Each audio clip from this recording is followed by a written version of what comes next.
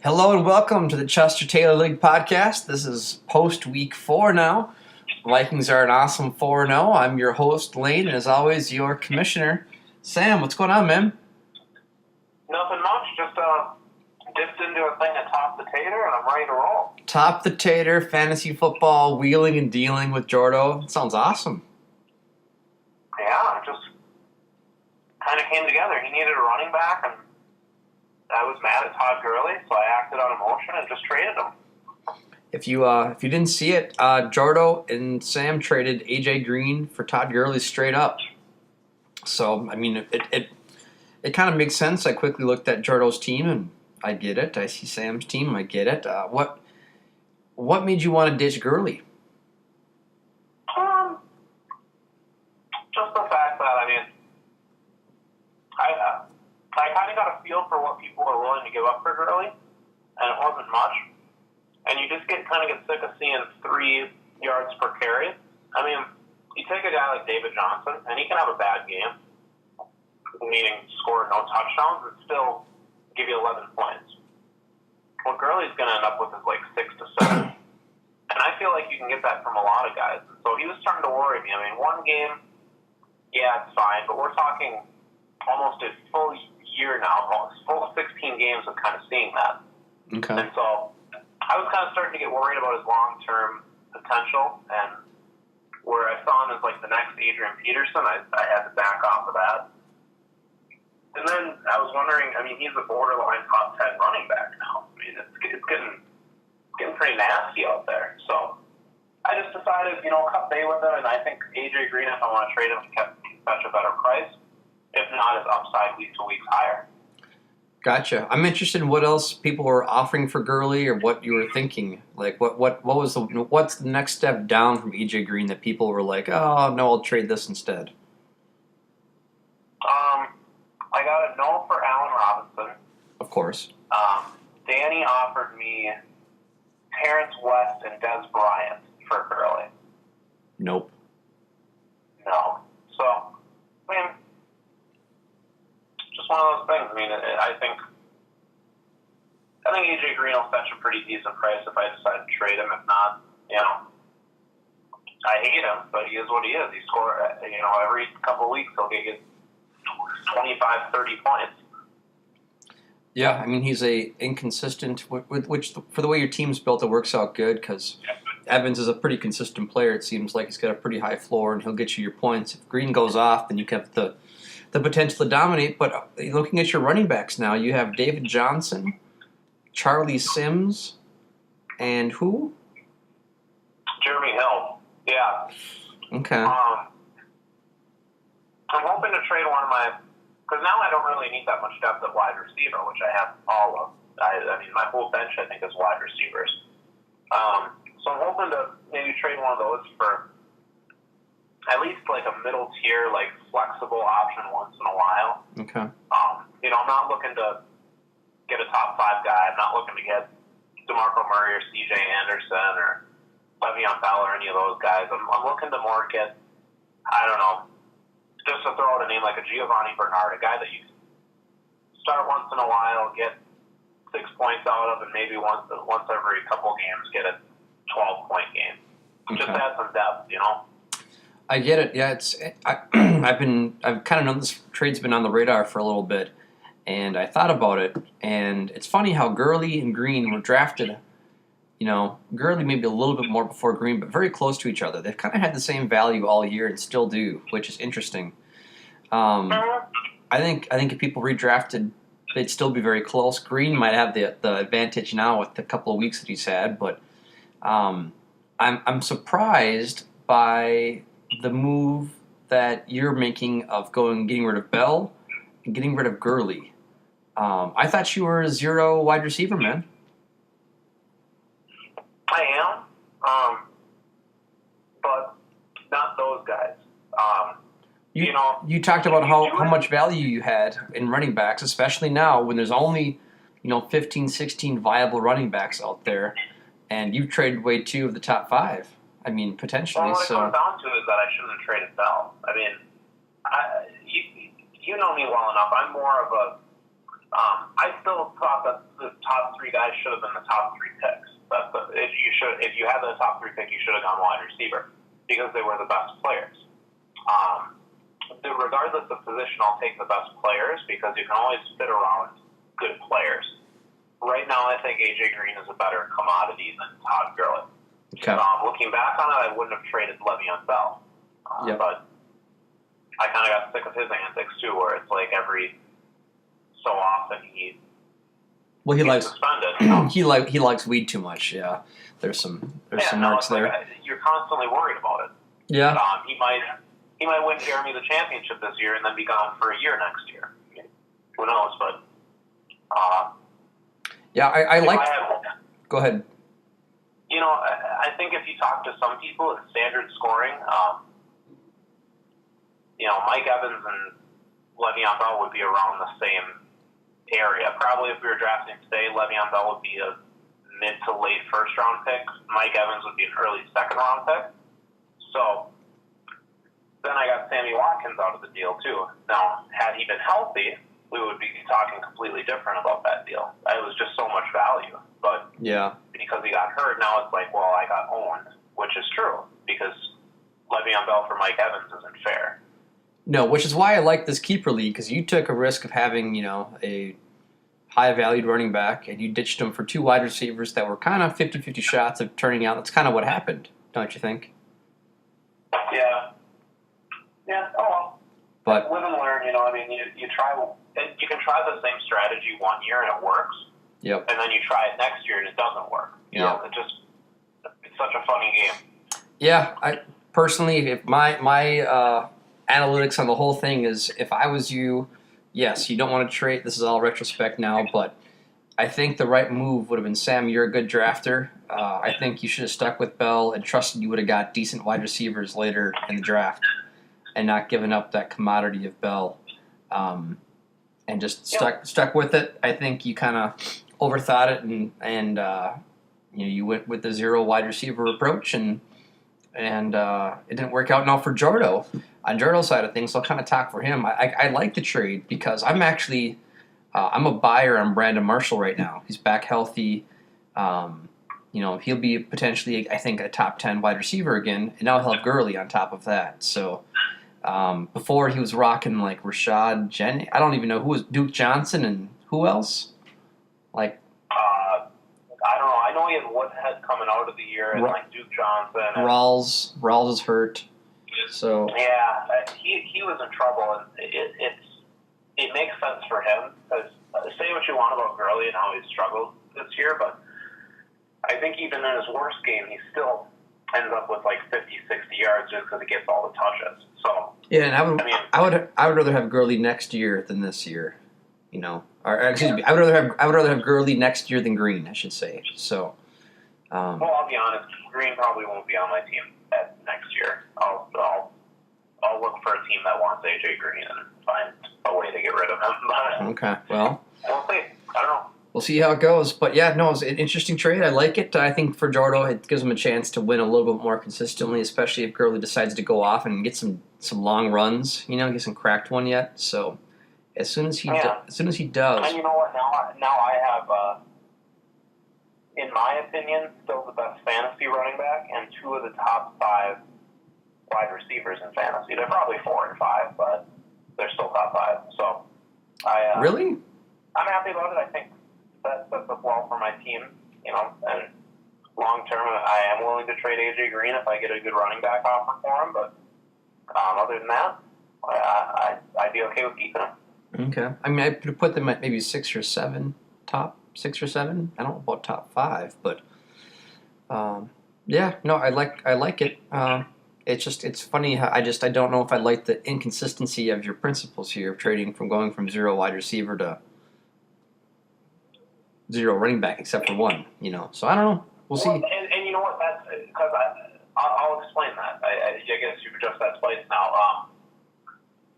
I think AJ Green is the better player, and I think it's by a pretty significant margin for fantasy right now. So running backs take a jump up because they're such a rare commodity. If you have 3 good running backs right now, I mean, look at Jeremy's team. His team is probably the best in the league because he has 2.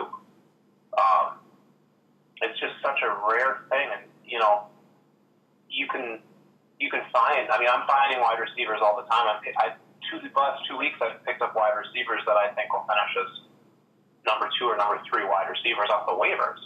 So I think wide receiver is so deep and it changes so much that you can get valuable guys. Whereas running back, you look at the waiver wire right now and there's nothing. You can't get a guy who's going to score 3 points for you next week on the waiver wire. I agree, and that's why I'm kind of thinking, this decision through, and I think maybe you sold a little bit too early on Gurley. Maybe. But it's possible. But anyways, that's what we're here for the debate. So, Grant, you won last week. Nice job, dude. You're still in it to win it, but sorry, Sam. Gotta love Julio getting 35 points or whatever it was, and then the rest of his team only scoring like 35 points again. So. Yeah, when you see that Julio Jones put up 36 points, I think it ended up being, you can't win. But the fact that I was even close is amazing.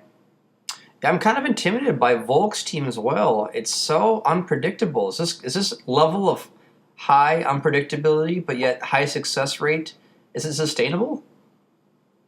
No, of course not. He's going to fall off a cliff, but I got to give him. I'm not going to hate on him. Well, he doesn't have Gronk back. Games, he has a better record than I do. So who can I talk? But Gronk's not. Gronk's. This is the week he scores like 32 points because he's starting D'Angelo Williams, and I can beat him. But he doesn't have Gronk back yet. Luck can maybe hopefully improve a little bit. I don't know. It's crazy. It's radical. Is what it is. I'm trying to come up with other synonyms, but anyways, Volk, very interesting team. I'm kind of studying up and seeing what you're doing. Jeremy, man, Michael Crabtree on top of it, dude. God, that team is looking so hot right now. But yeah, the problem is it's probably the wrong time to get hot because I know how Michael Crabtree is. I know that he's better than we all think. But he's not the number 5 wide receiver in the NFL, right? He's not that good. He was drafted to have the talent of that. I mean, I think he has the talent. He's got great speed, great body control. Derek Carr is improving. I mean, why not? I think everyone extremely underestimated his value. Maybe the most out of anyone in the. How long ago was that? That was 7 years ago, probably. I mean. Well, Brandon Marshall. But Troy Williamson was a top 10 pick. I mean, that doesn't make him good. But I don't think he had a great year with Kaepernick, and I think if you put him and Brandon Marshall, they're about the same age, and I don't think Crabtree's that much less than Marshall, Yeah. Well, okay. I think he's peaking at the wrong time, but we'll see how it goes. I mean, Bell's got to stay off the weed, and they got to get more carries to Morris because man, Ezekiel's getting a lot of carries right now. Something bad's going to happen there. They got to help. So hopefully Jeremy can sustain that too. But other than that, everything's kind of blobbing together a little bit, kind of how we thought it would project. There's a couple players that I think everyone in fantasy football had kind of written off. The first one was DeMarco Murray. He is back. I thought he'd have a good year just because that Philly system didn't fit him. And he still looked halfway decent last year, I thought. But I didn't expect that. Man, he is getting a ton of touchdowns. I actually predicted the catches would be there because Derrick Henry wasn't going to catch the ball, and DeMarco Murray is actually a very good pass-catching running back. I just didn't think touchdowns are ridiculous. I mean, he's on pace for like 2,000 total yards. Yeah, I didn't think that the Titans themselves would go to a short passing attack in the red zone like they have. So I don't know if that's what defense is giving them right now because they're stacking the box against Murray and then he's just dipping out or what. But I if I'm a Murray owner, I am ecstatic. But man, I am scared that that's just going to go away. Don't you think? Or is he here to stay? I think you settle near median. There's a reason why people were a little scared of him. One, he gets hurt, and two, he does. He's not like the most elite guy ever. He's very good, I'd say. I am confident he will be a top 10 guy every week for the rest of the year if he's healthy. As far as a bona fide number one, averaging 24 points in a standard league type guy, absolutely not. There's no way. Does Derrick Henry pick up his game a little bit here, or are we, are we going to be stuck with a lot of Murray? Well, Murray's earned it. I mean, he's giving them no reason to give the ball to Derrick Henry. What do you think? Boy, I think they're stuck with needing a good pass blocking running back that can move with Mariota. I think they're hamstrung with Henry and Mariota being in the same offense. I don't think Henry has the capabilities to be swift and quick in the backfield that Mariota kind of needs. So I think it's going to be all Murray until he gets hurt. Yeah. So I agree. Has there been a more disappointing season than Mark's? Man, that guy can't catch a break. He's losing by 1 point every week. Yeah, should have made that trade, buddy boy. Whatever you reap, you sow, man. No, I feel bad for him. I actually thought he should have won again, but dude, it's my prediction may be coming wrong for making the playoffs. That's pretty much done for him. I don't know what else you could do. So he's I think 0-4 is like the money week. You can go 0-3 and really make a good run. Yeah. But 0-4, that means he's got 500 is like that means he has to win 6 out of the next 8 for sure. Yeah. Yeah, I mean, his roster is not awful, but it doesn't lack a good ceiling, I mean, yeah. It doesn't, it's not so there. I would start looking towards next year. There's guys who... Sammy Watkins. Yeah? Pick him up. Pick him up, man. Or there's guys who right now would be willing to trade you a bonus. Throw Odell Beckham for DeMarco Murray and Cam Newton. I mean, why not? Do you think that Grant, if you gave up Gurley and Change, Grant would have given up Odell Beckham or Julio? No. Really? I would rather have AJ Green than Beckham right now. Man, something's up with that guy. And it's not anything on the field. I think he's legitimately snapped. Were you watching him at all in the game yesterday? Of course I was. He didn't look psychotic. He didn't look like he wanted to run it either. He wanted to fight instead of run. Yeah, every single play, it's like, I've got to fight Xavier Rhodes. Like, really? The guy's like nothing. Well, Xavier Rhodes got 15 pounds on him, but just run by him. You're faster than him. Don't fight him, run. Beat him that way. I think, and last week, he was kicking the field goal thing, and he's fighting with Norman, and it's just like, you have the best start to a career ever for a wide receiver. What do you have to prove to Josh Norman and Xavier Rhodes that you need to go and fight him? I think he's losing his mind. And what's either going to happen is he's going to either go off next week, Julio Jones type game, or what I'm worried about is that he's slipping into insanity, which I couldn't trade for him right now. Because I thought about it, I'm thinking maybe trying to get him while he's down, but I'm scared a little bit. He's my boy, you know that. I think he's the most talented receiver in the league, but yeah, I don't think Grant's giving him up, but yeah, if we're in a different league, I would still be targeting Beckham Jr. I think the Giants will be competitive, look for a playoff spot, and that has a lot of value in itself to have the offense trying to click like that. And the Giants players, believe it or not, are good people to have weeks 14, 15, 16. They get hot at the end of the year a lot of times and are making a run. So, yeah, that's an interesting. Now, Julio, on the other hand, you're not going to buy him with double D's and diamonds, Yeah. You're not no, this would definitely be the wrong week to trade for him, too. Yeah, boy, inconsistency from those elite wide receivers other than Antonio. It's interesting. Yeah, and Mike Evans, but whatever. So Marvin Jones as well. Yeah, exactly, the elite wide receivers. Yeah. You know whose team fascinates me still is Zach's. Just because, and I'll explain why. I mean, he's scoring a lot and definitely enough to win every week. but it seems to come from different people. He has like a big Doug Martin week. He had a big Matt Forte week. He had that Devonta Freeman week and that Kelvin Benjamin week, and it just seems like it's coming from everywhere. And if all the stars align, he'll be the best team in the league. And if all of them kind of dissipate, he'll be the worst, which is the worst type of team to have going into the playoffs. Because all it takes is 1 week of Kelvin slow, Freeman slow, Roethlisberger sucks, Olsen doesn't play it, gets like 60 yards. Then all of a sudden you're scoring 50 points in the playoffs.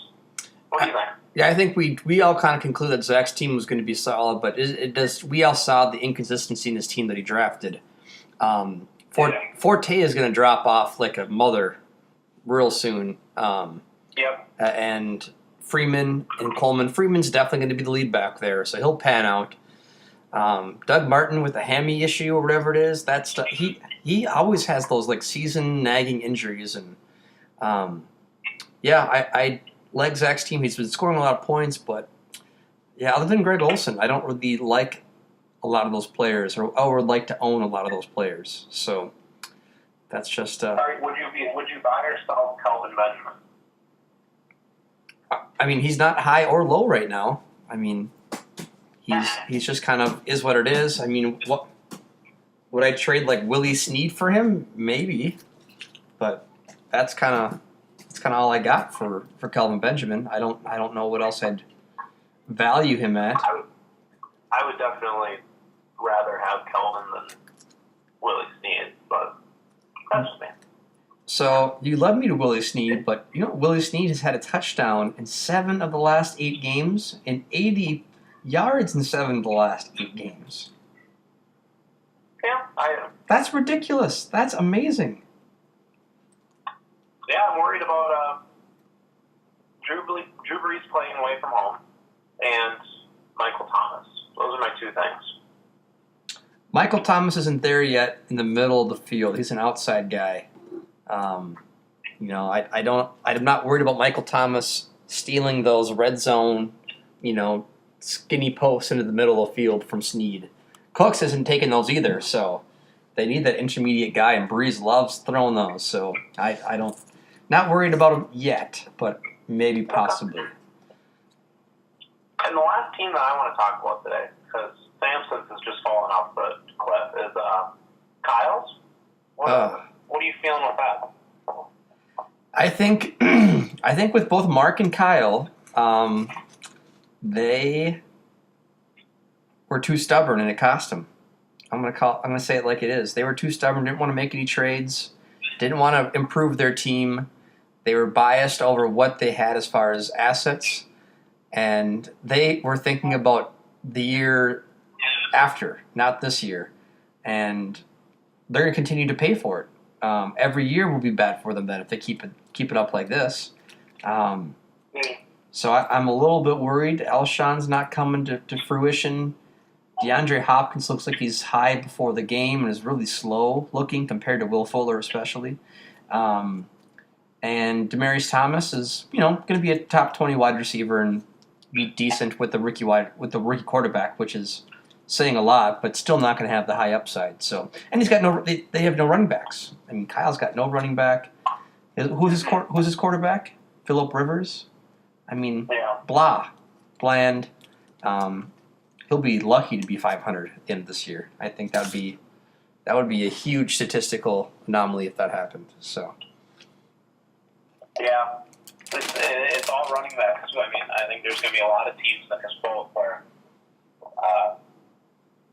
you're able to find these wide receivers, but once running back injuries start happening, and if no one steps up, if it's a Minnesota situation where Peterson goes down, but there's no one to step up and replace him, you're in big trouble. And in a 12-team league, it's getting thin out there, and it's getting scarier by the week.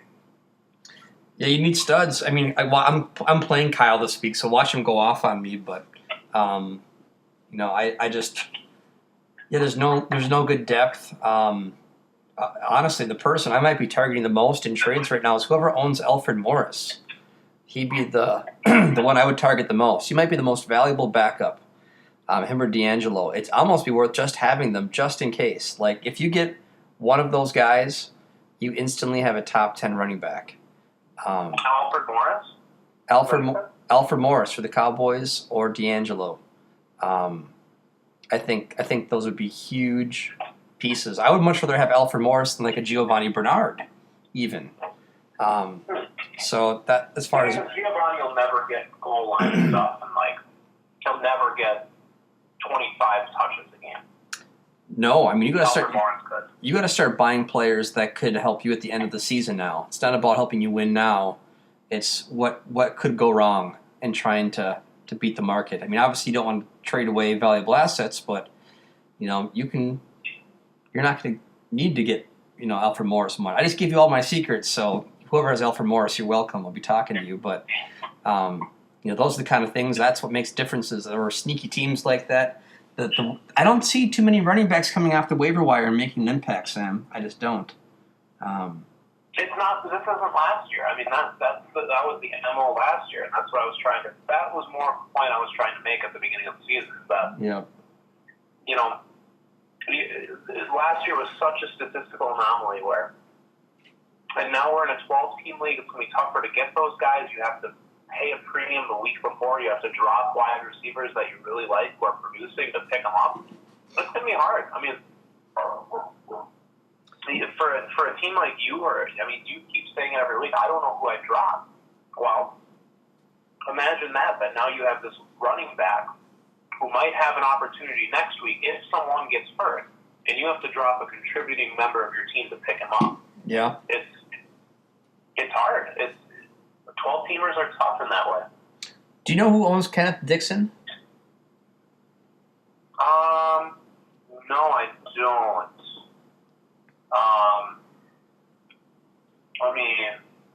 I can check real quick if you want. He's pretty much the only he's the only player. Him, Alfred Morris, and D'Angelo are the only ones that could change this league as far as the running back position. They're all owned. So I don't see any other talented players in a position like DeAndre Washington in Oakland and the running back for the Lions. They didn't look that good. There's not that many situations for a backup running back to come in and succeed. That's what makes it even tougher. Look at Carolina. Jonathan Stewart goes down, and Cap and Fozzie Whitaker are almost 50-50.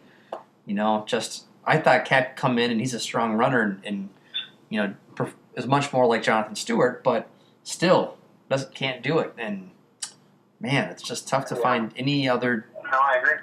Decent running backs with depth. I just remembered Kenneth Dixon's on waivers, and I was going to drop Tyler Lockett to come up. So thank you for that. Well, to the highest bidder. Maybe I was trying to have people spend their money. Maybe. I don't know. Maybe not though. Is Alfred Morris taken?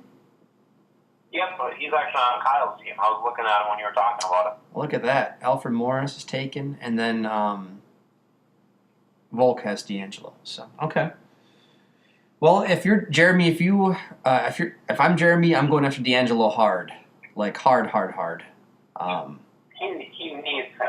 Yeah, that if Le'Veon Bell goes down or smokes weed again and gets caught, you are screwed without D'Angelo. I mean, that would really be. In fact, let me look at his team and see. Oh, I'd trade Larry Fitz in a heartbeat for D'Angelo. Yeah, I would too.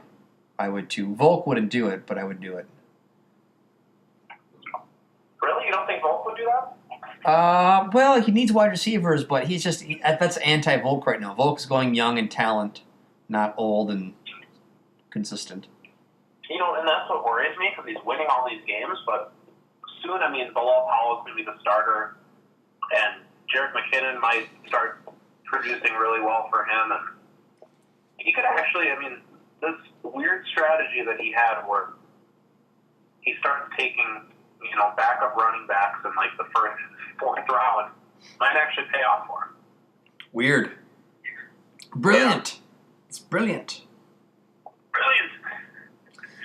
Well, all right, dude. Anything else you got for me today? Nope, that's all I got. Sorry for the boring podcast. We'll make it more interesting, but we're tired and we're all overwhelmed from last night's victory. So.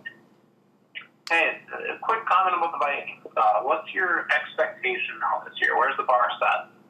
We're not talking about 1, 2, or even a 3-peat. We're talking minimum 8-peat. You're all in. They've got you hooked, huh? Yeah, no. I think talk to me 4 more weeks down the road. Okay.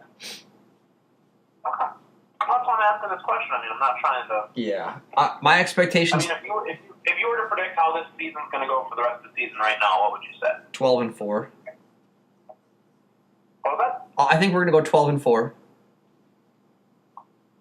And be a legitimate contender in the playoffs, or just kind of one of those teams that Yeah, we'll be a top 4 seed in the NFC, and I think we'll second round, third round of the playoffs, something like that right now. I take it.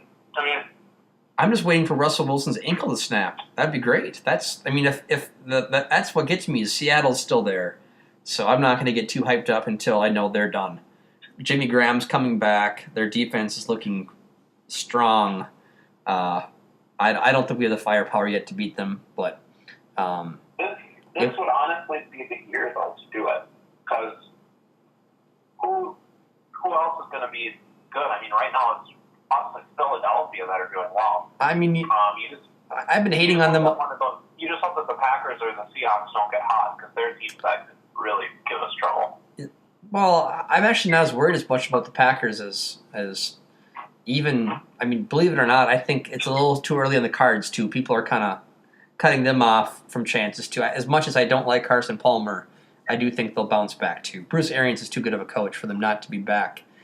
And they've been playing a lot of division games, which can be weird and messy. So the Cards will be there again too. I think. I think Carolina's done. So that ship has sailed. But which is weird, isn't it? You lose Josh Norman and their defense becomes half as dominant. Kind of weird. I have no idea what's going on there. It is weird. They're not getting. They can't stop anyone. Yeah, they're not getting pressure on the quarterback, and they can't cover. So that's pretty bad. All they have is linebackers. That's all they have. That's a bad combo. I'm no coach, but yeah, they have 2 defensive tackles and 3 linebackers that are great. Other than that, they suck. So whatever. But yeah, just run with it. But yeah, I think that's my expectation. Are you thinking Super Bowl right now? No. I think defenses kind of ebb and flow. They get hot and cold. And I worry that this is going to be one of those teams that we peak too early, just like Jeremy. And now, we get to the playoffs and the defense isn't quite as good. We get into one of those games where the offense can't move, because that is a very realistic option, and we end up losing the game.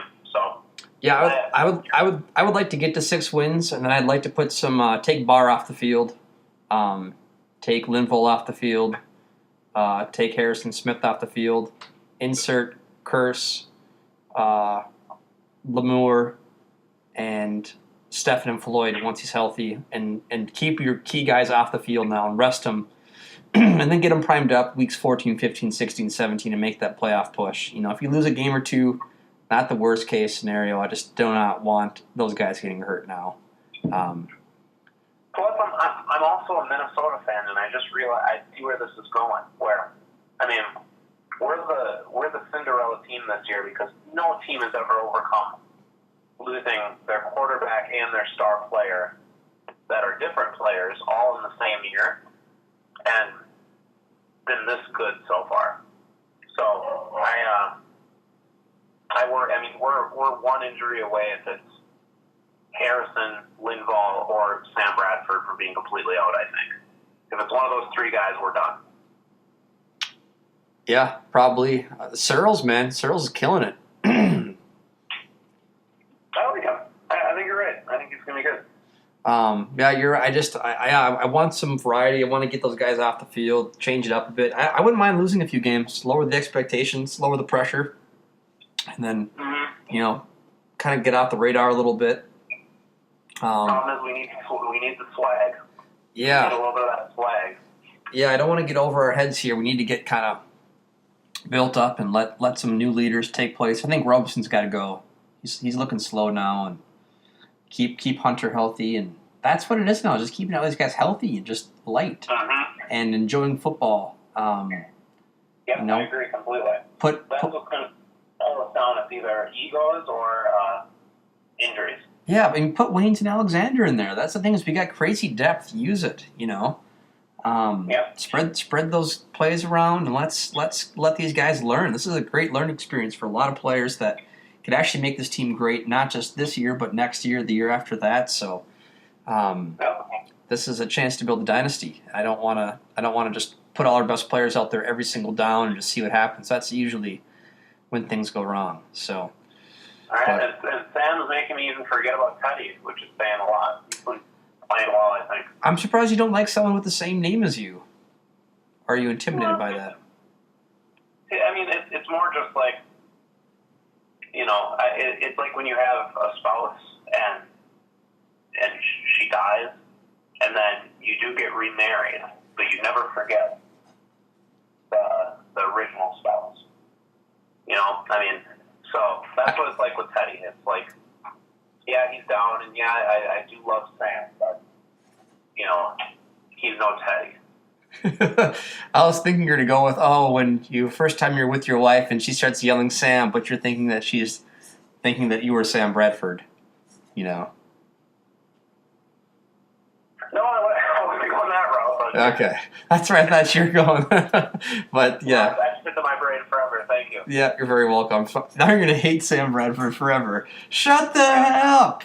And then we re-sign him after this year to like a 4-year extension. Well, that's what's going to happen. That's what we're doing. They're going to drop Teddy's fifth and, you know, draft a new quarterback to be your backup for Bradford. That's what's going to happen. I know that's where it's headed, and it's going to be really sad because I think what worries me too is that Teddy won't get like another legitimate opportunity either with a good team. It'll be like a 1-year stopgap with the Bills or something, and just never get the system for him, and then that injury just ruins him forever, and everyone just remembers, Sam Bradford took this team to the championship. Teddy couldn't even win a playoff game. But is what it is, though.